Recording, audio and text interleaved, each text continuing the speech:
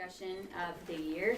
We're going to have two more, one October 11th at the main branch of the public library, and then one October 15th at Spencer's Coffee, and you're welcome to attend those two. We're hoping the conversation will start here and then, grow over the course of the semester. So I'm Sarah Volpe. I work in WKU Libraries and the coordinator of all types of stuff.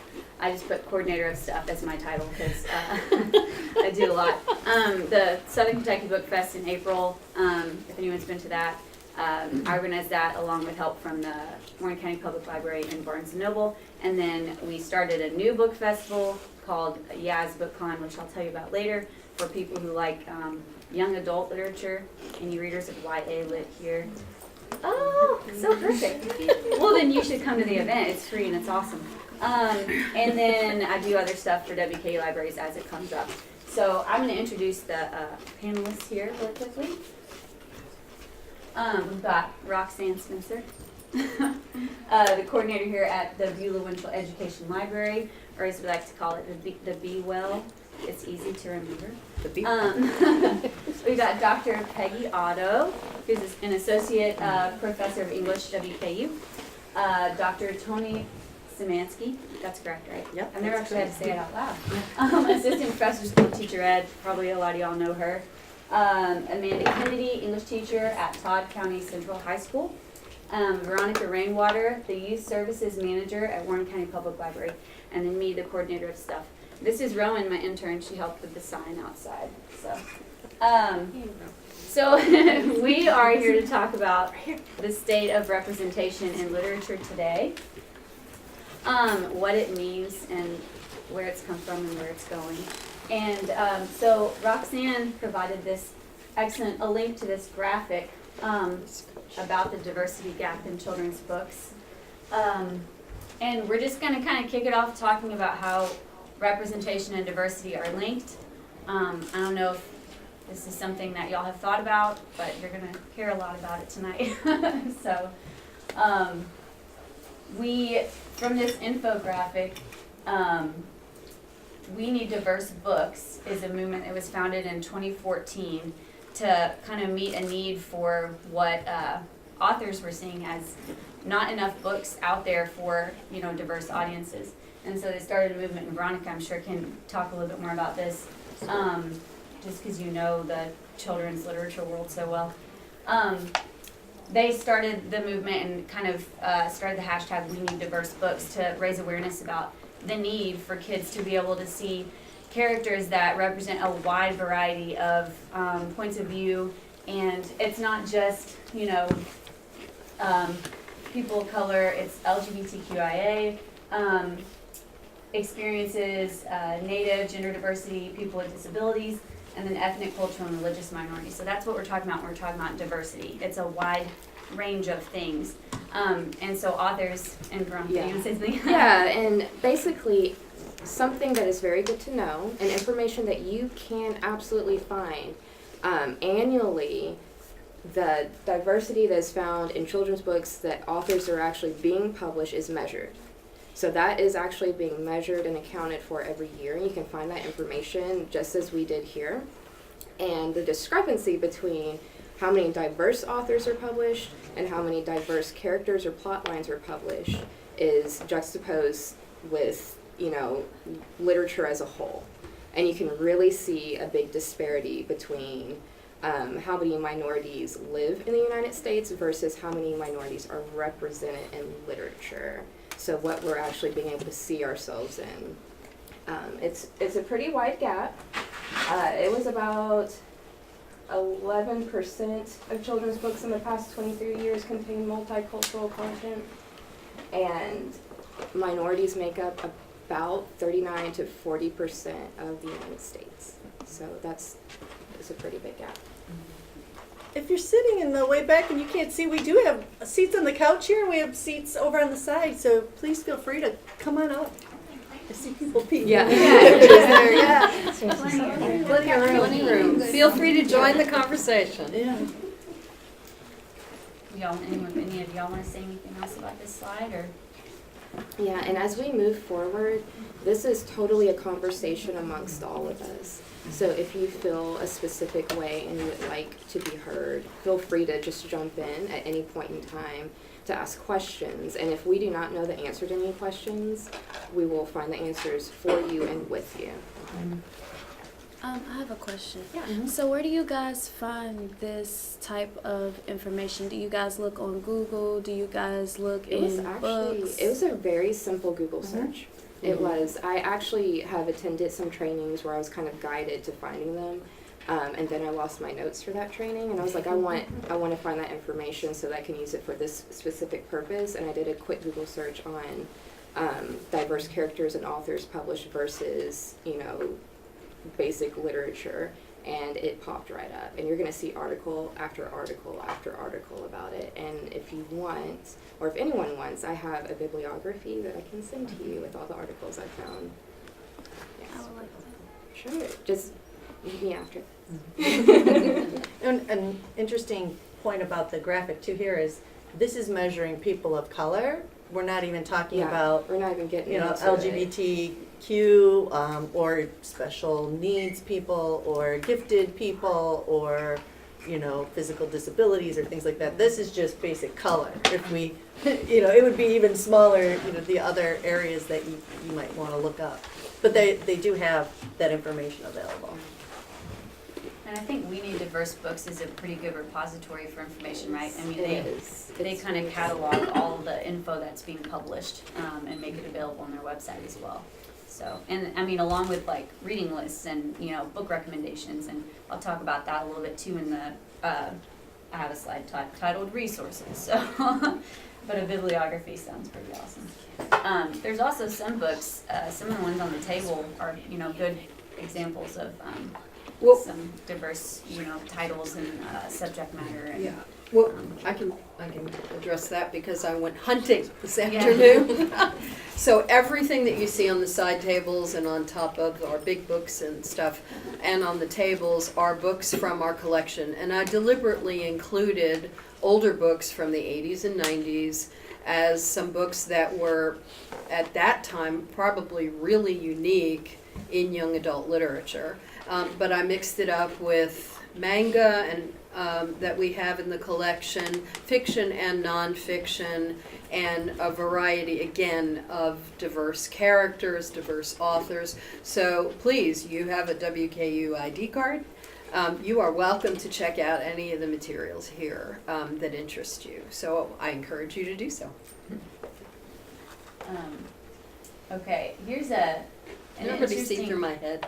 Yeah. Which one?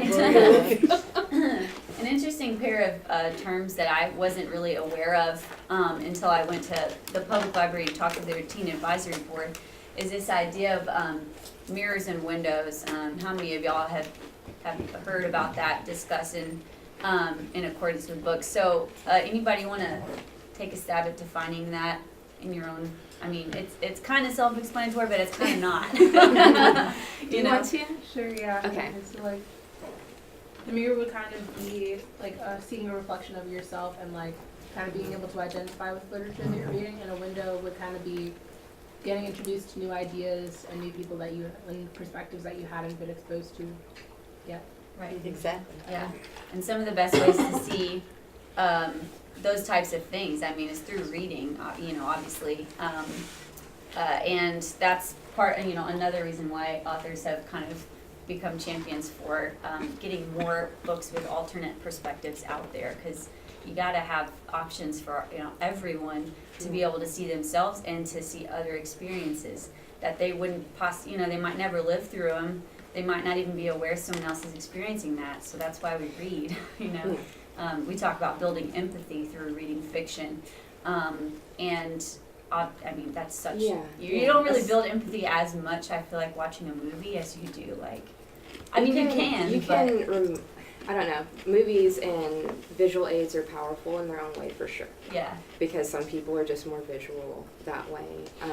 But I obviously work with a lot of kids, and I see more and more children having difficulty developing empathy because I feel like as the world gets older, it gets more man eats man, or people eat people, and they develop that mindset, and they're encouraged to be tough and resilient, and that's good. But I make sure that I'm always enforcing that social emotional learning, and a really good way to do it is for me to actually be able to supply them with literature that reflects their own issues and them as people as well. They can't connect to someone that neither looks like them nor talks like them or from the same places as them. They have no basis for that at all. They're kids. I work in the Graham Drive community a lot, and we have fantastic, intelligent, wonderful children there. I just visited them today, and we brought Dear Martin books to them directly, and it was for some of them the first book that they actually get to take home and keep. They were so wildly excited about it because they're like, we didn't even know that this was a possibility, and that feeling that you get when you're included is so new to some of us. It's so new to some of us, and even in Allen County, we had children who this is the first book that they're going to get to take home and keep, and I think it's really great that we're making it an important book as well. So.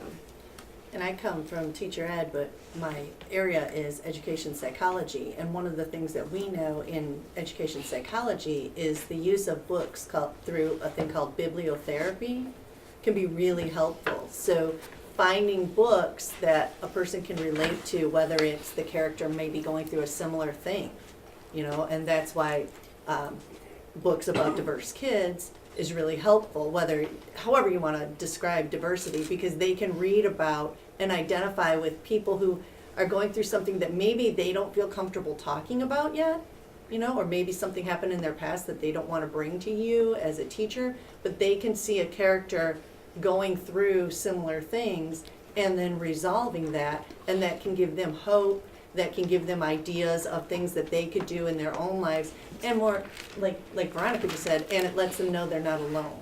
And so the idea of using books is really, really powerful. And I'm going to put Amanda on the spot for a minute because she taught Lord of the Flies. How many people have read Lord of the Flies and had to read it in 10th grade English, right? Jam. And she teaches in a high poverty school with kids who are not readers. But their reaction, you know what I'm talking about with look. Go for it. No. She was just tell them what happened when they were getting into the fight. Okay, so I'm gonna ruin it all for you if you haven't read Lord of the Flies yet. Everybody dies at some point in time, and they're fighting. So I've got they do. Yeah. So I've got these 10th grade kiddos, and a lot of them, they're like, I say William Golding. I talk about it. He's my best friend. I'm like, he spends a lot of time in nature, and so I have to convince him that this is a thing we need to look at. So once you get over that hurdle, I'm like, okay, who do we love? Why do we like them? So, Piggy, and poor Piggy's gonna get his head cracked wide open, and it's the way I have to build him up, and we have to love him, we have to be on his side, and we're constantly, Team Jack, Team Ralph, who's gonna win? And when I'm creating these relationships with these kiddos, a lot of them, no, they are never gonna get stranded on a desert island with 12 of their buddies and, stab each other with forks, or at least I hope not.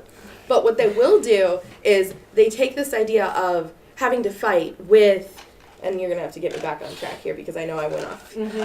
They have to fight with each other. You have the popular kids. I teach in a really small school. So when I've got, the head of the football team and the head of the basketball team, they don't like each other, you're going to see each other every single day in every single classroom. So they can see that tension with Ralph and Jack, and they're going to work that out slowly but surely. And then my little underlings, they're like, oh, well, I might be Team Jack today, but now I can go ahead and be Team Ralph. And they're seeing themselves in a very, very small way, being able to slip in one way or the other, because I take that time and you build your characters, you make them seem as cool as they can possibly be from, the 1950s. Well, and what I was thinking of was she had struggling readers, but they made such a connection with the characters that they were talking and they were getting really agitated. And she asked them, she said, what's going on? And they said, we're fixing to jump right in that book and start beating up one of the characters because he was beating up always on Ralph. somebody else. Like, Mhm. we're just gonna jump right in there. And, like that is a connection that you don't Evoking usually emotion, get that when yeah. you see it on TV, but when you're reading about it, and like, have you ever done like you put your surround phone, your headphones on, your noise and you just like get immersed in. That's what for these kids, which like you said, is completely foreign to them, Right. but they could identify with this kid needing help, and Mhm. so much to that a few of them were Jump in. they were getting ready. Yeah, we're fixing to jump right in there and get in that fight and beat that guy up. So that's what we're talking about when we're saying having an emotional response to books. And now, can you imagine if it was someone that they could see themselves as Yeah. even more? Yeah, and Yeah. applying it to their real life. Yeah. Real life situations. There's so many kids that I work with that experience things that I hope they never experience in real life. And some of the reasons that they don't is because they've got those books. Mm-hmm. And in terms of windows and mirrors and windows, I think an important aspect of young adult books is that they have a voice that students recognize as different from the voice of most of the books that they're introduced to. And sometimes these students who are reading, one reason they don't like reading is because they don't recognize any voices that they know. And they certainly don't find their voice. So it's not only about seeing, it's about hearing themselves. And I think young adult books tend to do a better job of that in most cases, of making relatable voices of all different kinds. And I think that's one of the gifts of young adult literature. And of course, my focus is on writing. I like to work through writing and responding to literature through writing, and so I find it a way to show students that you don't have to have a certain voice to talk about important things. You can talk about really important things that have happened to you, things that have a depth, and things that have a complexity, but in your own voice. You don't have to be, pedantic or teacherly or whatever, but you just tell your story, and there's such power in telling your story in your own voice. And I think it's exciting to hear all those different voices, like the voice we hear in Dear Martin. Yeah. They're very real, they're very immediate. Yeah, that's what I was gonna say. That's why I like Dear Martin so much, I think, because the voice of the main character draws you in from page one, but then the fact that he is writing through a struggle, he's writing these letters. It's called Dear Martin because he's writing these letters to Dr. Martin Luther King, because he feels like if anybody, past or present, could have helped him through, it'd be, Dr. Martin Luther King. Give him some wisdom, even though he's, pretty much writing these letters to himself and keeping them in a journal. And but it's a way for him to process what is going on in his life, and in a very specific way, because he knows his audience. And so I thought it was really cool. And I know one of the teachers that her students are reading this at Warren Central, and they're reading the book in 2 different class sections. And so they're writing anonymous letters about how they feel about the book, and then the class sections are swapping letters and writing back and forth, which was pretty cool. I have a question. Can you be an anonymous author? Is that a thing? You can write You can under do pen names. Yeah. sure. Yeah. Yeah. Yeah. And Yeah, no a fake one name, knows so you who can- you are. Yeah. Just like movie stars Yeah. use names that aren't their real names. Well, I You can know the write the same singer. way. She goes by her, and Mhm.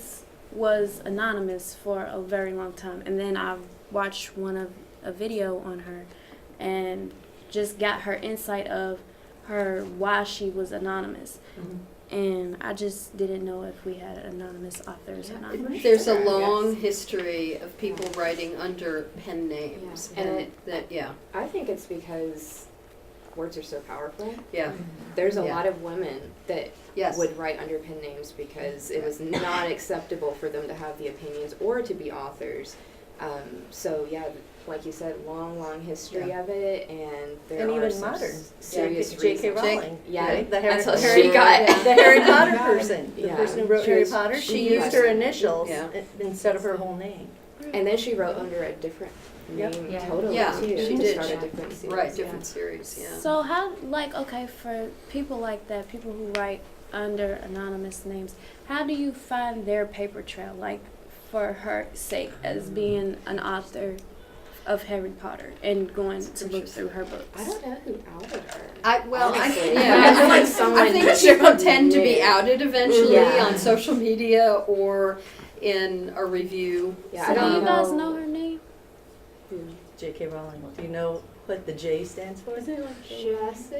I I don't know. don't know. I I think have to you Google can it. find it though. I can't, It's not a yeah, secret it's not a anymore. secret anymore. No, I mean I'm just saying like Mm-hmm. her initials so I can look up. Oh, it's Yeah. the author of Harry Potter. J.K. Yeah, so it's J.K. Rowling. And if you look You had it a up, question. she'll have a list. I work in a behavioral hospital, and one of the most powerful things that I have found with literacy is that as adolescents in poverty at inner city schools, it's like they're, and I hope I'm not speaking out of boundaries, but they're raised with a certain a certain direction, and literature is what gives them their own voice. You know, whether it's whatever views they have on life, they are taught some of these things, and sometimes when we read literature, we realize that there's a different way to think, and so, And it's all And- kids in all areas. It That's is. that whole mirrors and windows. and that's what it kind Yeah, of and reminds. that's one of the great strengths of literature. And I mean, think about it. I mean, literature being something long before television, long before movies, long before radio, long before podcasts, long before social media, it was the means of communication, and for many years it was only a religious form of communication or an elite form of communication, and not everybody knew how to read and write. And so that's why literacy is so important, and why it's emphasized in education and emphasized in all kinds of facilities like behavioral hospitals or child care environments. We want to do outreach to inner cities and into rural areas where maybe literacy hasn't been fostered in the home, or children don't have the means to afford access to books. And this might be a good way to introduce Project Project Lit. Lit. Thank I was you. just going to talk about it. Thank you. You're like, all right. So that is a good segue, because what you were saying, especially when you're saying, you know, your kids are raised to think a certain way, and we all are, because generally people raise their children to do what they feel is right. Like, we all want our kids to do what we feel is right, and that is perspective. You know, what's right to us might not be right to other people. What's right to us might not even be right on a grander scale. And we're all raised with that. And myself, I was raised super conservative, and I'm about, I feel like, as far left as I can get at this point. But it was because there was no limit placed on what I read, and I read some outlandish things, and I was able to form my own opinions based off of that. But that does bring us to Project Lit, because of the reason that some children don't have that opportunity are these things called book deserts. And a book desert is exactly what it sounds like. It is a place where literacy is not accessible, and whether that be they don't have a library where they can go and check out books, they cannot afford to buy books and bring them home, their family might be uneducated and they don't even know it's an option. It can be any manner of things. And Project Lit addresses that. So it is, and I'll tag Sarah in too on this, we've partnered up together to form a chapter of Project Lit. And this initiative was actually started by Jared Amato, and he is in Nashville. He teaches at Maplewood High School in Nashville. And he saw a need for this in his own community. And so what he did, he was like, I'm going to start this thing called Project Lit, and we're going to fundraise. And we're going to buy books that are actual mirrors and windows to the children that I teach and I serve. And he did that, and they were able to distribute books that kids could take home and keep forever if they wanted to throughout the community. And then he took it a step further, and he's like, well, let's talk about these books too. You need a safe space to talk about things that are hard, like race, religion, and politics. Very, very hard and all intertwined. So he... Don't forget gender and ability. Gender, ability, being human. It's Yeah. so hard to talk about. so he said, okay, I'm going to have book clubs and book discussions, and I'm going to invite anyone in the community in who wants to participate in that. And we're going to talk in a safe space about these books. And he took it to another level where he opened it up to the nation, and he said anybody who is interested in a school or a library or wherever who wants to become a chapter can apply for that, and we will support you and support your efforts, and we will build a community that is nationwide. So I saw it on Twitter and I was like, well, this sounds cool and awesome. And I applied, and Warren County Public Library became a chapter of Project Lit in March of this year. And then Sarah Volpe and her forward-thinking self heard about it, and she was like, I want to make sure that this becomes a community-wide thing, because we can take this to the next level ourselves. And so now we are representing Warren County, the whole county, and together we have WKU is purchased, part of that, Warren County. for sure. We have purchased books together through Soki Book Fest partners, which do include Western Kentucky University, Barnes & Noble, Warren County Public Library. And we have distributed those books to high schools and middle schools, even outside of our county. We've brought books here for you tonight from those efforts, and I'll have more books that I'm bringing in for anyone who does not have one. And we are facilitating discussions like this, and we'll have 2 more. And it's going to culminate in the Young Adult Southern Book Con, and this is our 2nd year doing that, and the author of Dear Martin will be there.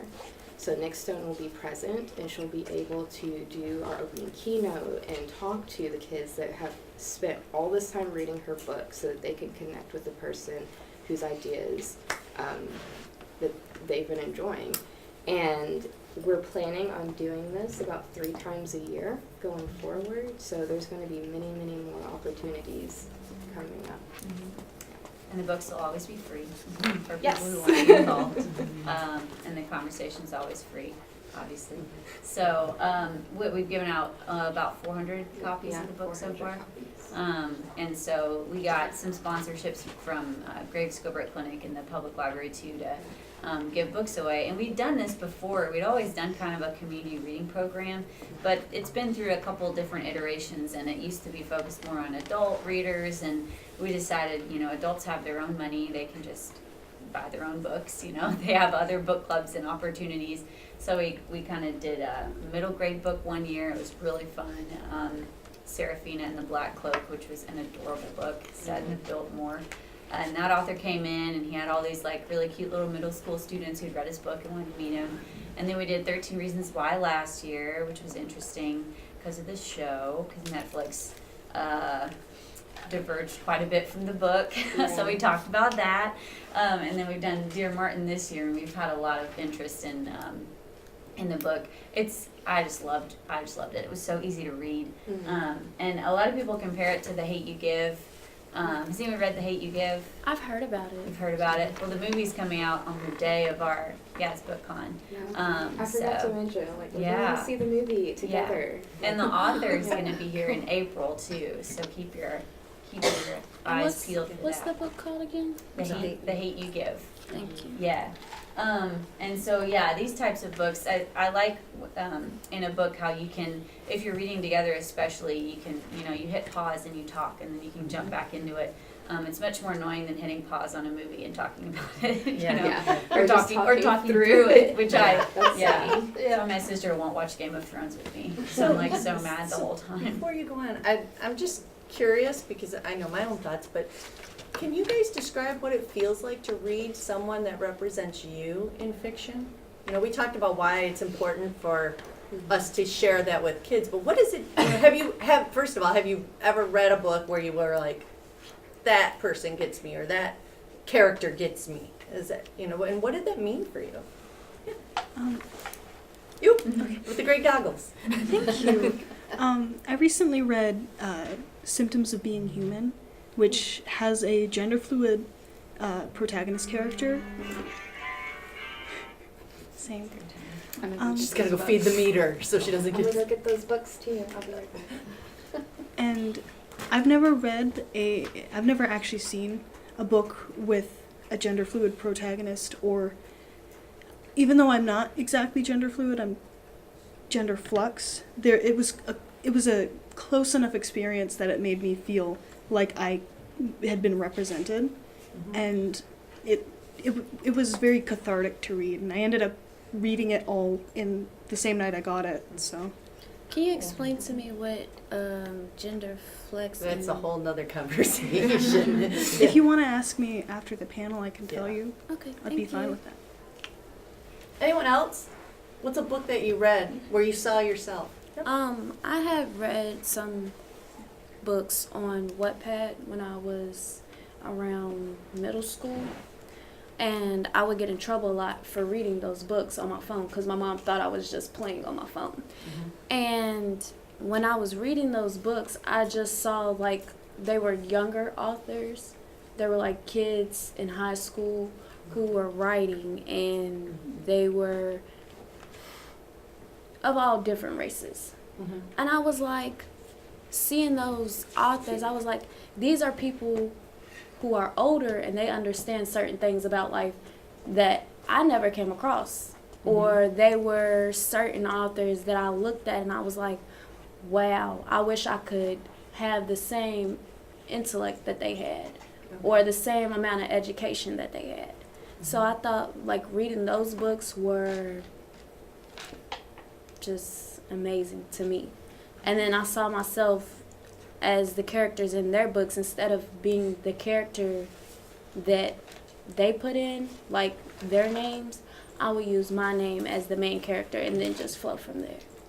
So it made the book relatable to me. Relatable, yeah. Anyone else? In my favorite book series, Raven Cycle, which I actually have a tattoo of, there is a bisexual character in there, and the way he figured that out, I could really relate because he really struggled with it, and he wasn't sure about himself until he met like someone else, and it clicked for him, and he knew, and like that was like an experience I also had. So it was like nice to see that represented. Yeah. What was that book again? The Raven Cycle. The Raven Cycle. Is that by C.J. Redwine? Mm-mm. Oh, that's Raven's Fire. Yeah. Who's that by? Maggie Stiefvater. Oh yeah. Okay, that's why that sounds familiar. Yeah, she's cool. And so that's what we need diverse books is kind of getting at is making more books making more books available for more people. I think is the way I would say. And so we just want to spread the word throughout all the community that there's a need. So if you're interested in writing, there's a need that people have. Definitely. And B, that there are some books that do exist. So if you haven't found them, you can, meet up and share book lists and things like that.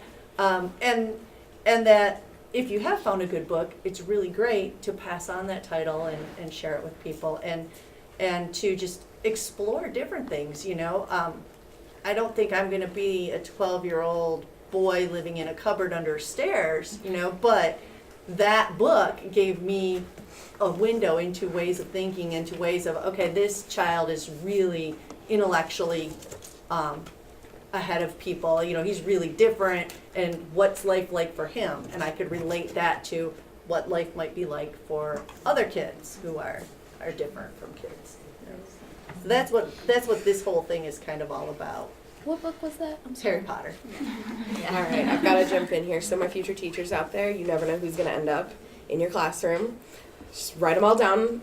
Get your book titles going. Get this PDF list going. You got an Excel spreadsheet, go for it, because you never know what you're going to need for whatever kids you're going to come across. I have to tell you, a lot of times I can find a side character or a secondary character and be like, hey, I think he should have been the star. Check this out. Tell me what you think. And yes, they're 10th graders.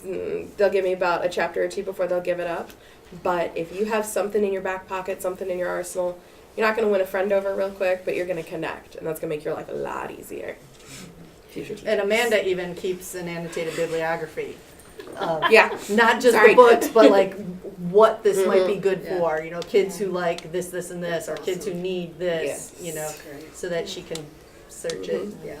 It's really Pass sweet it when it on. comes from your personal collection and they return it with their own Post-it note in it. Just wait for the day. It's coming, Yeah. guys. Yeah. You'll meet a good kid, I promise. Yeah.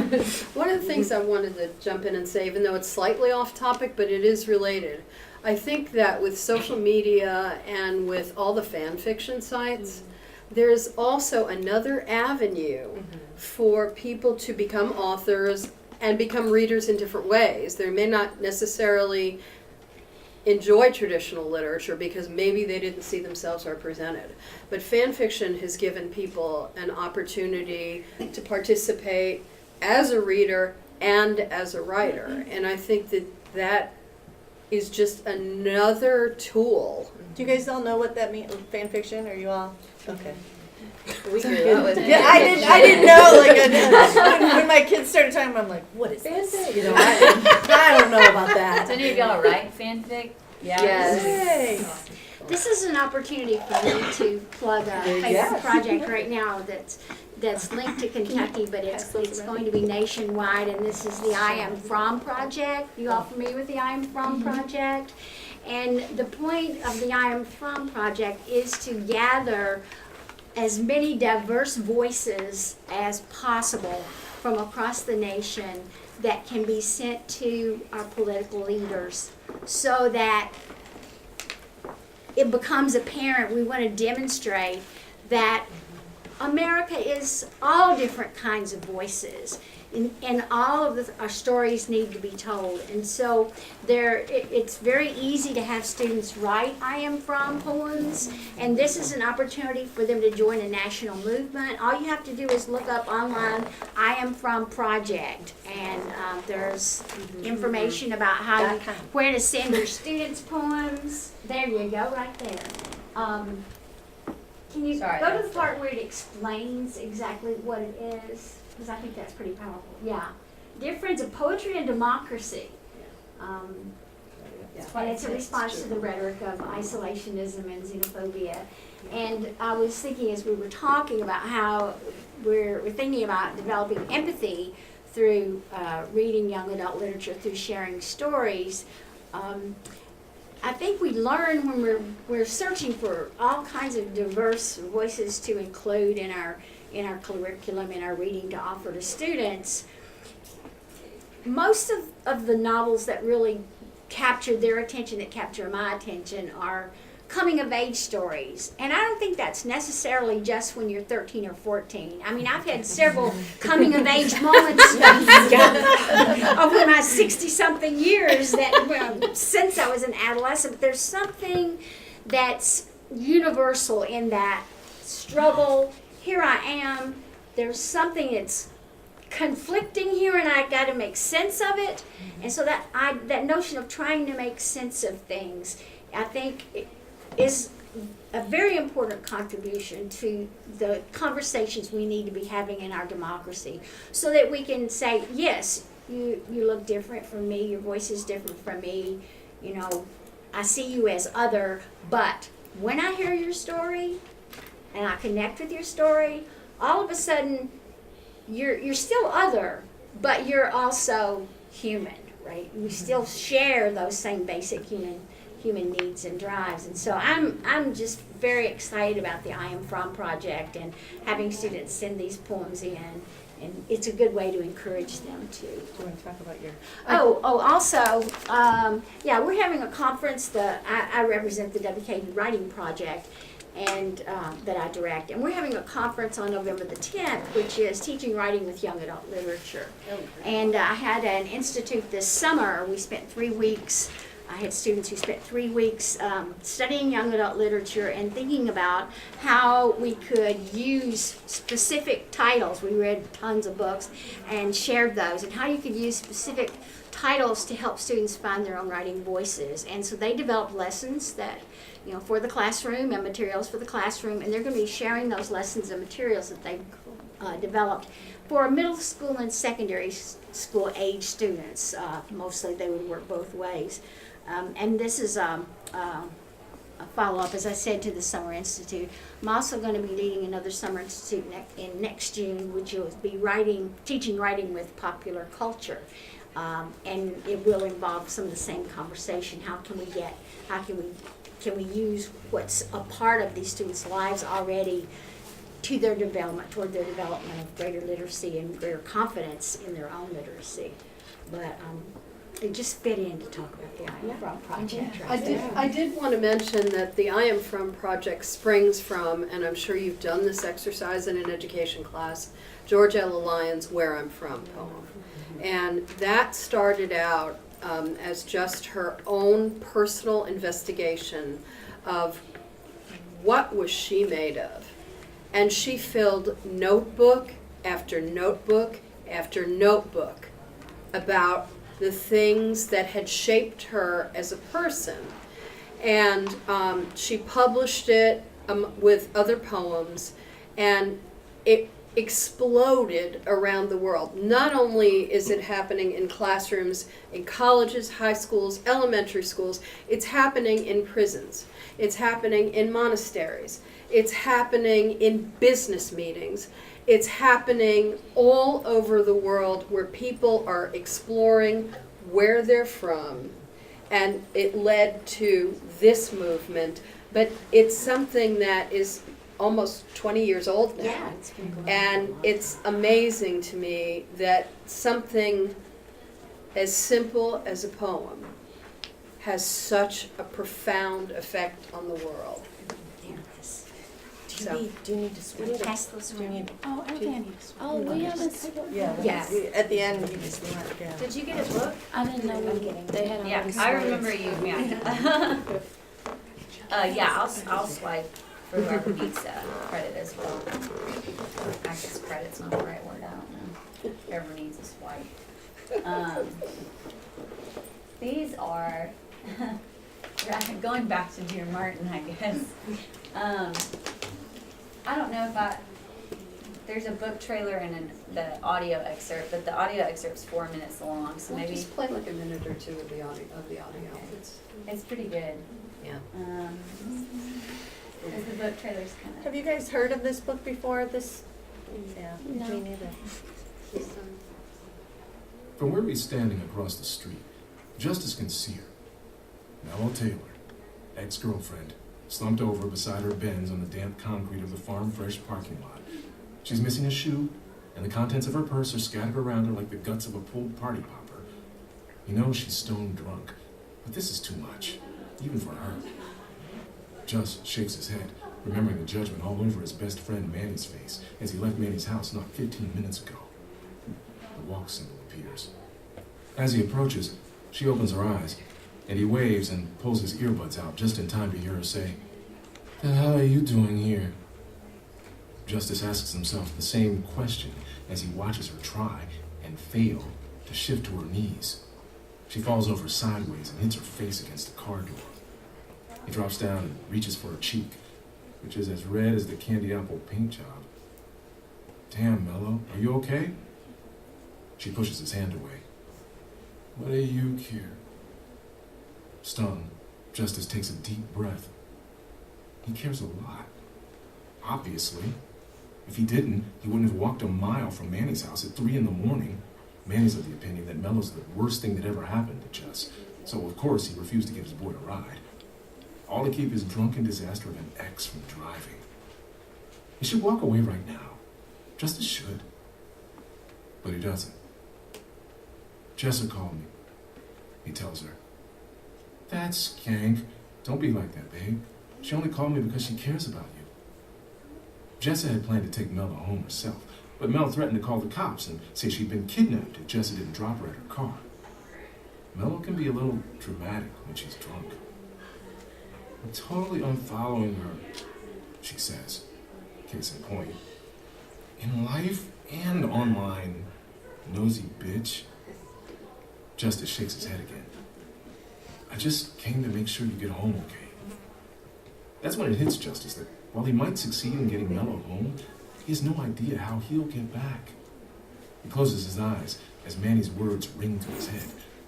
"This Captain Save-A-Ho thing is going to get you in trouble, dog." He looks Mello over. She's now sitting with her head leaned back against the car door, half asleep, mouth open. He sighs. Even drunk, just can't deny Mello's the finest girl he's ever laid eyes, not to mention hands on. She starts to tilt, and Justice catches her by the shoulders to keep her from falling.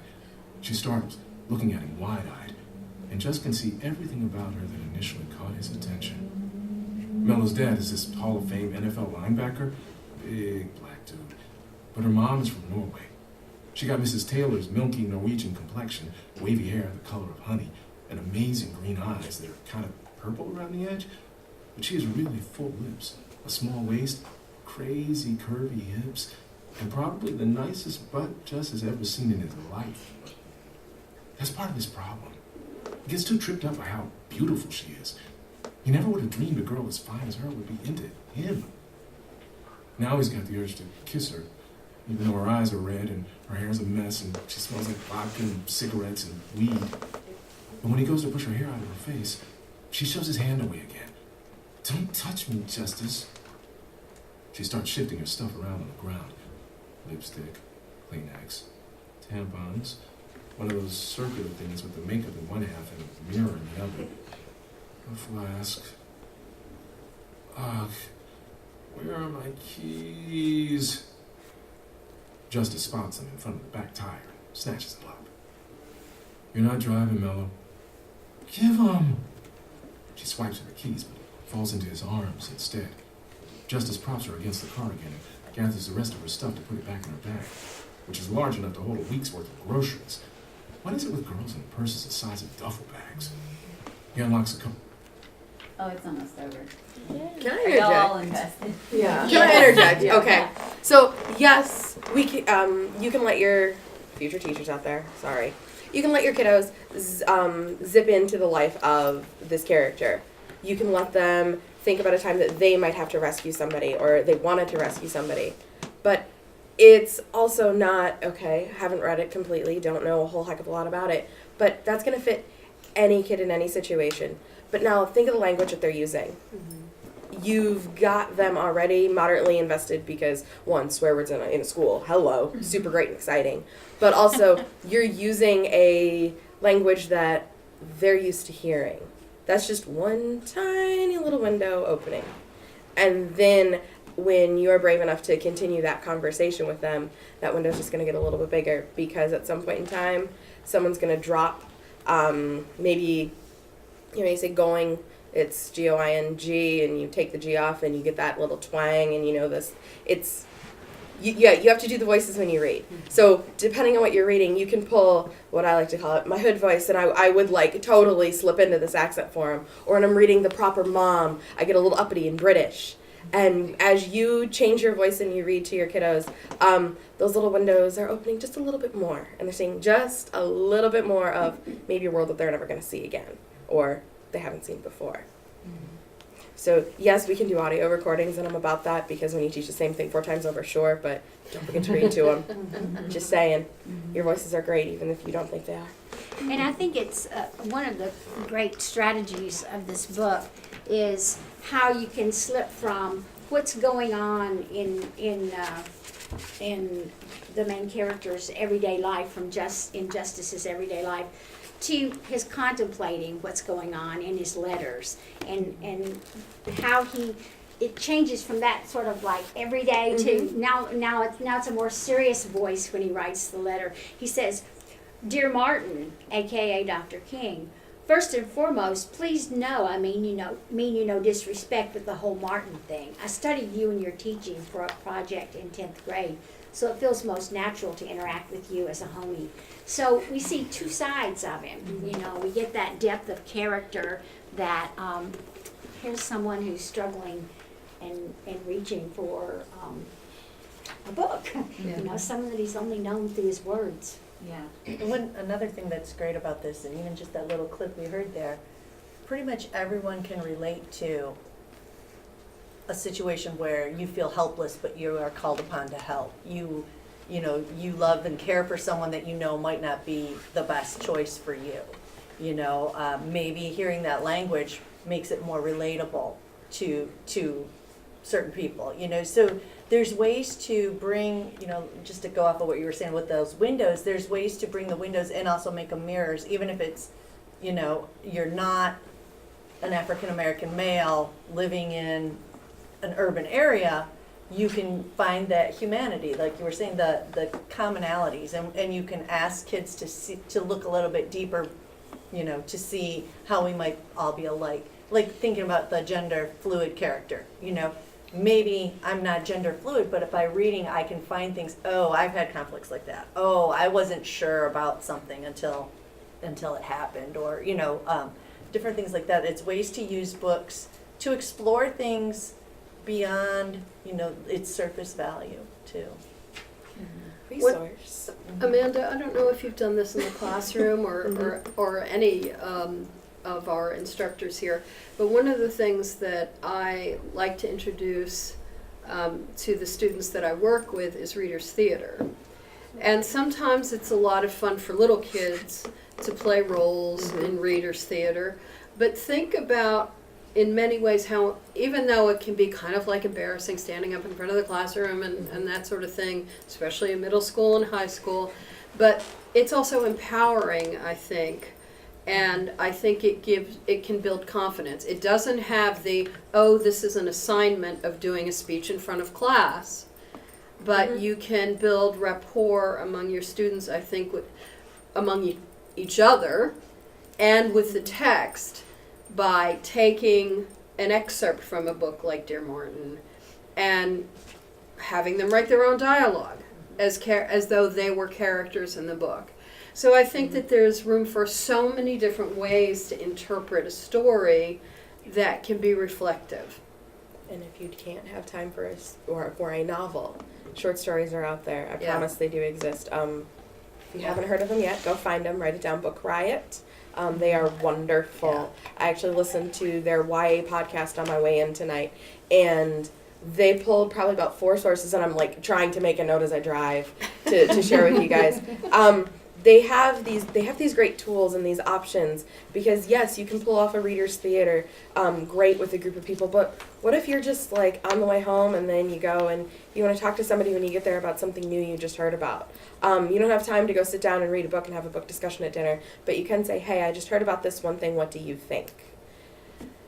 And I forgot where I was going with that, but there are resources out there for you. Google. Google Book Riot. Love it. Gotta love them. That's where my shirt comes from. I was wondering if anybody from in the group has an idea about how you might want to use this book in a class with students or personally. any way that however you might use it. Yes.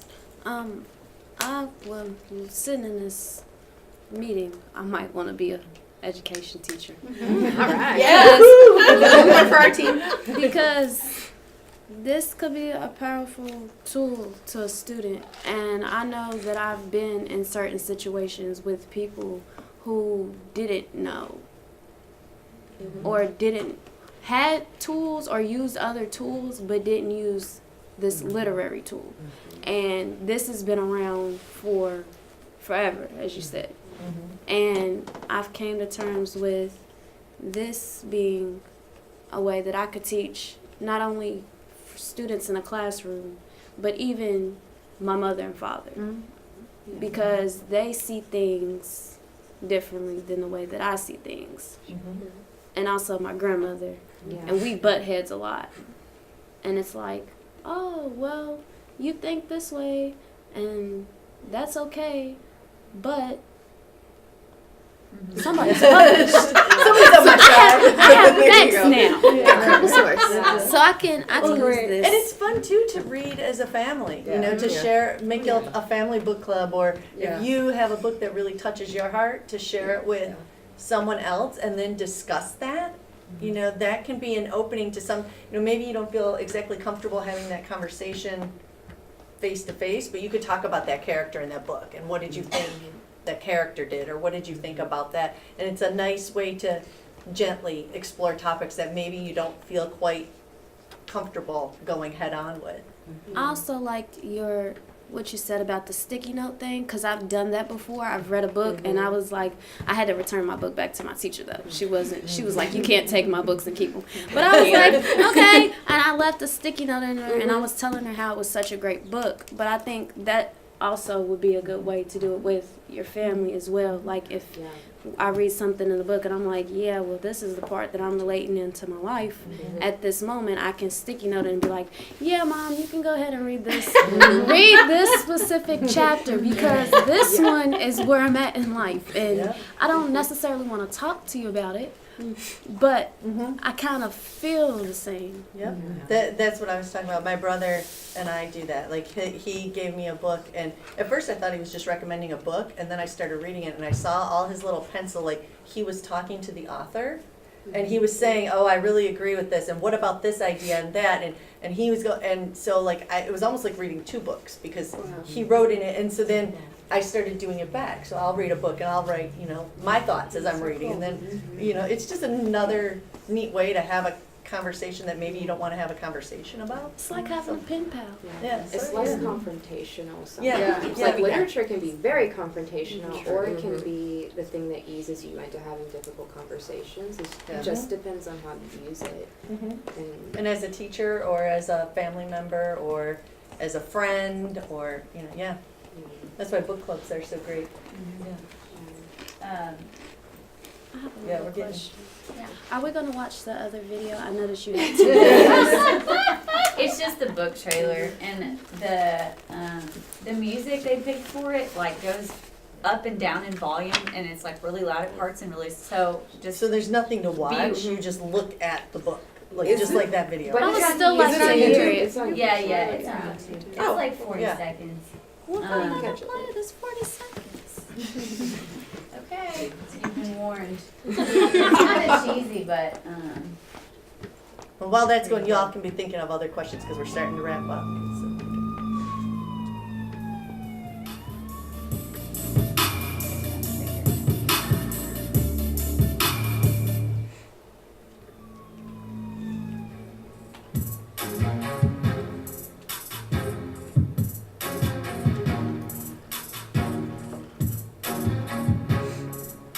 We all know John Green, don't we? I don't. Jason Reynolds, we should all know him. If you don't know anyone else on this, look up Jason Reynolds.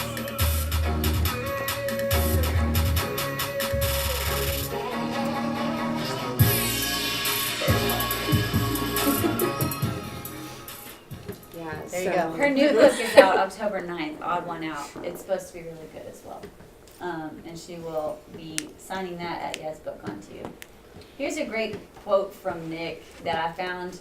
It was like on a website in a blog post, but I found it somehow. And I thought it was just kind of, we used it on the flyers, but I thought it was a good representation of like her kind of describing why she writes and how other people shouldn't be afraid to write.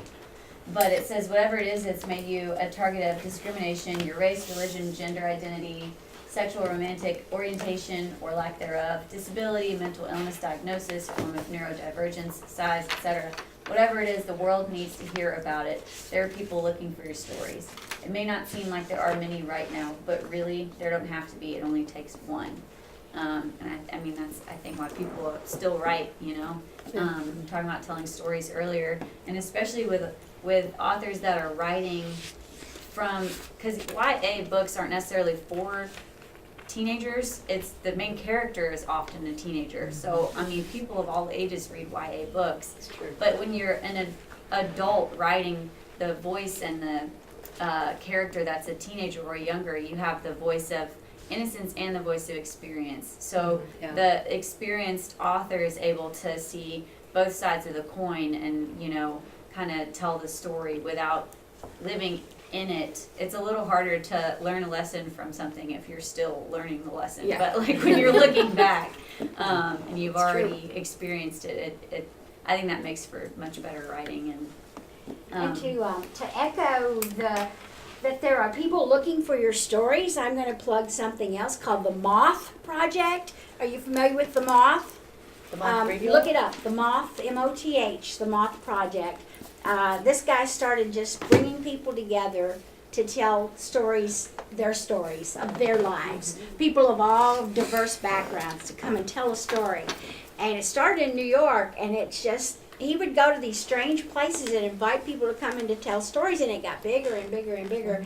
And so I've just ordered and started just one collection of the true stories about facing the unknown is the title of this one. But it's just a variety of like 3 or 4 page stories that people, I mean, writers, non-writers, everybody, you know, telling different stories. And gosh, I wish we could have a mock project.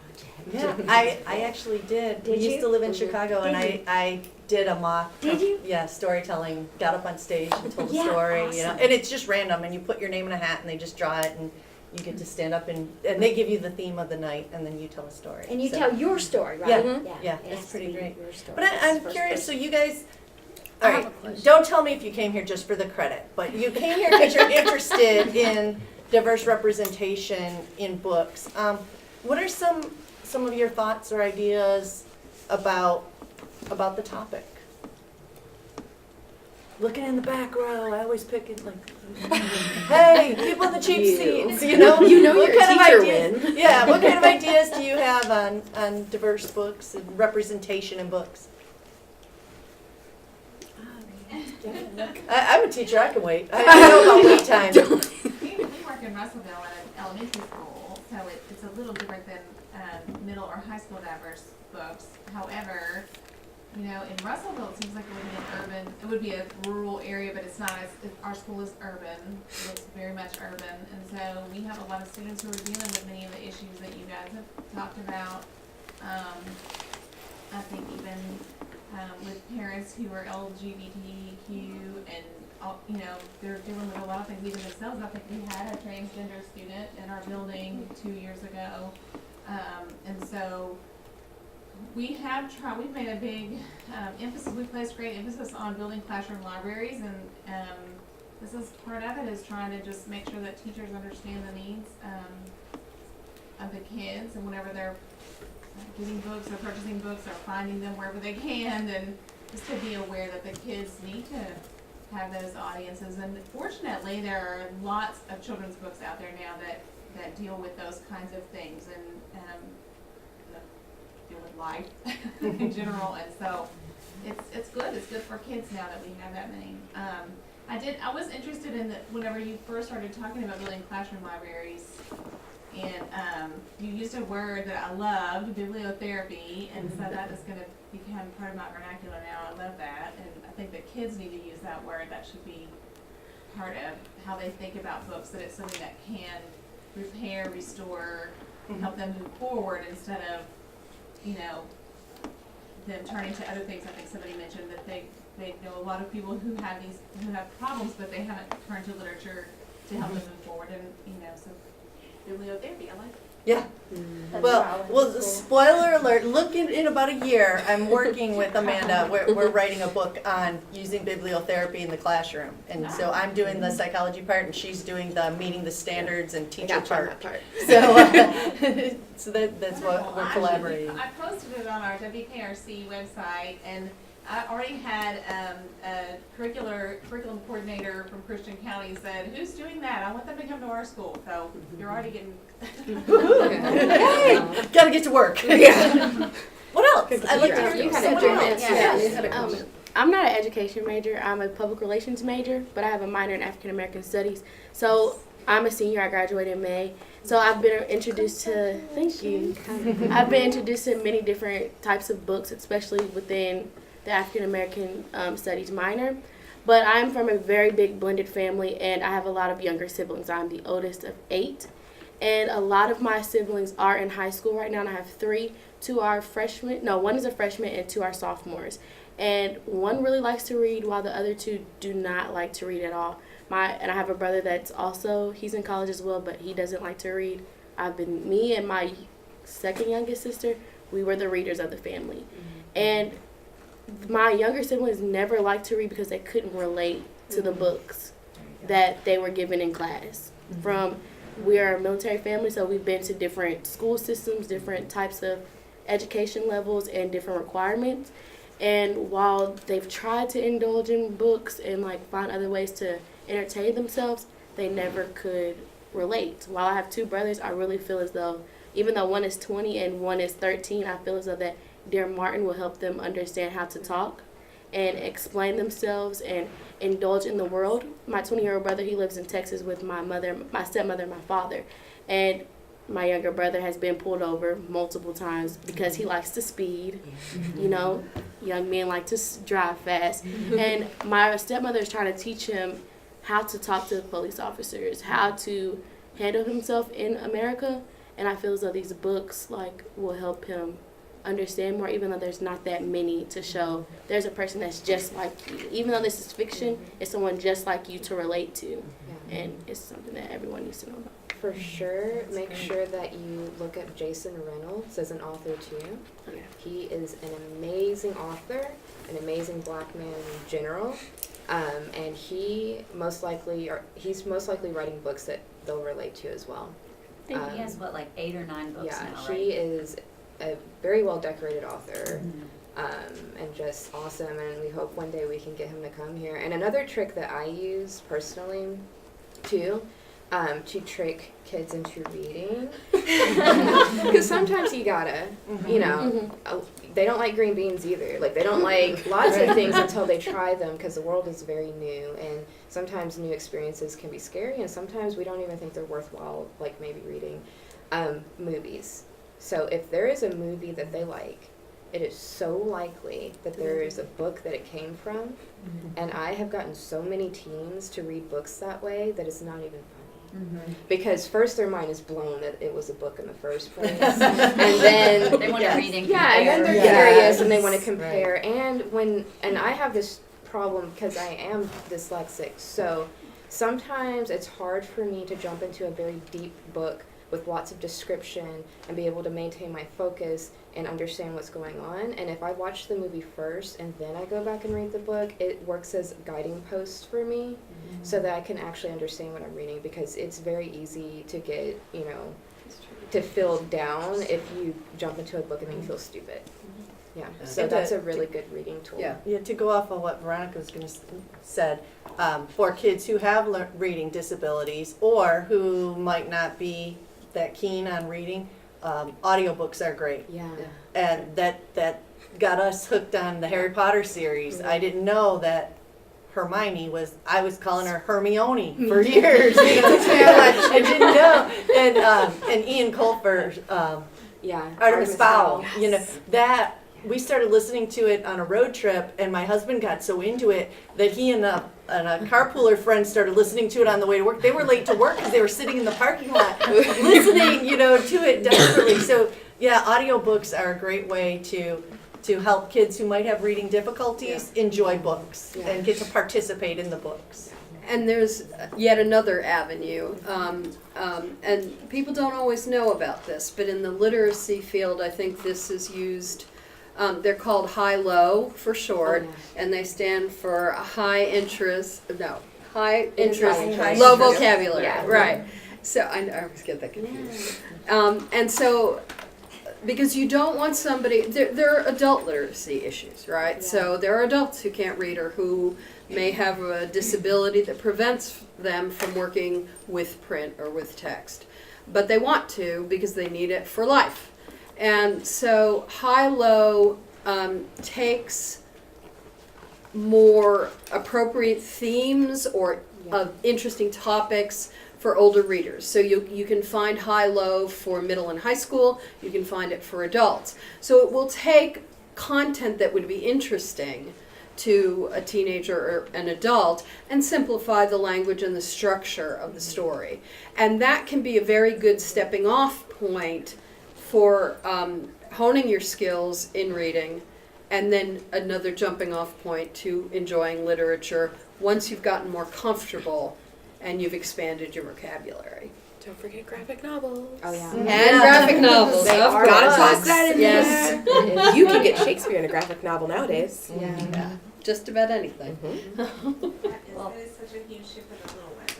They are all reading graphic novels, and they would much rather, and it's easier. And I don't know, the vocabulary is very rich in a graphic novel. However, I don't know that they're going to be great for building reading stamina for younger children, because they are they get through them so quickly, and they're there's such short sentences, short conversations, it's not well-developed paragraphs, you're not helping them to read lengthy chunks of text.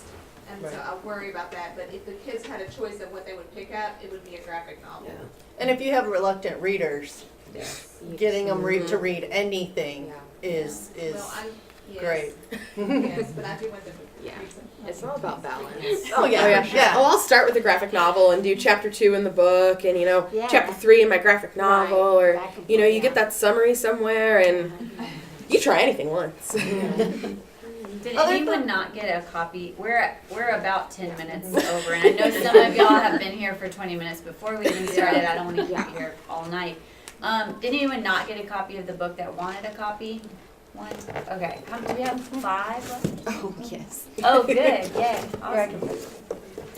And there are a couple of reading guides here too on the table. That the reading guide just has info about the author and the book and some questions and the schedule of the rest of the discussions, and then some info about Yaz BookCon. I mentioned that earlier. Nick is going to speak at 10 a.m. on October 19th in DSU. So this Yaz BookCon is happening in DSU, so it's on campus from 9 to 2, so you can come in and out as you please. And then we're going to go downtown at about 4 p.m. And go to a couple different discussions. She needs a book as well. Downtown. Oh, sorry. So it'll be October 19th, and their website is 2018.yazbookcon.org. So it's going to be fun.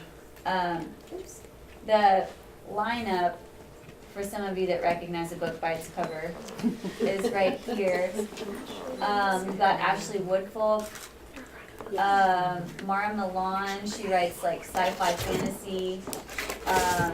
There's a lot of contemporary authors, but there's a good mix of fantasy, contemporary, a bunch of debut authors. So and you can literally approach the author, talk to them, ask all your burning questions, get an autograph. They'll give you free stickers. They are so excited to talk to people that are interested in books.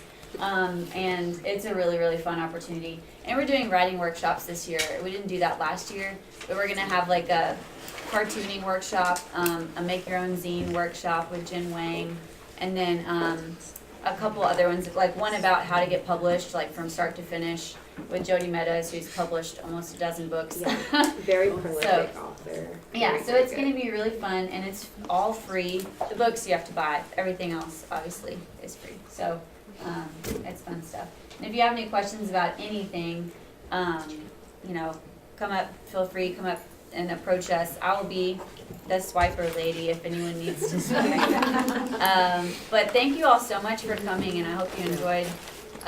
We enjoyed having the conversation with you guys too. So I do want to say a thank you to the Western Kentucky Reading Chapter of the Kentucky Reading Association for snacks and drinks. Thank you very much. We are a state literacy organization. Those of you who are interested in, we have student memberships for a mere $10 a year. And we are putting on annual conference in Louisville, November 1st through 3rd. We're on Facebook. WKRC is on Facebook. Kentucky Reading Association is on Facebook. And I want to thank everybody for coming this evening here to the Beulah Winchell Education Library. I love collaboration and partnerships, and so I'm just very happy that you all took time out of your evening to come talk about good books with us. So thank you all so much. Thank you all. And take a look at the books that are just hanging out too.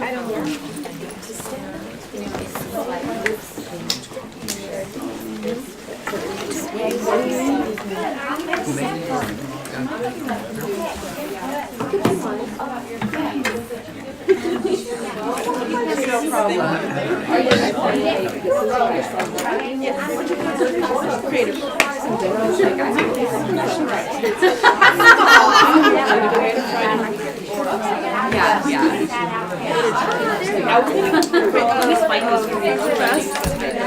yeah.